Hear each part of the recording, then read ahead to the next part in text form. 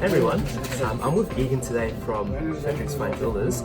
Today we're showing her the GemLightbox and how to maximize the use of it. Egan, what do you think of the GemLightbox? So far using the GemLightbox, I'm very impressed. It really brings our photography 95% of the way, and then we just have to do a few simple touch-ups to get the website ready, which is a huge time saver for our business. Perfect, thank you.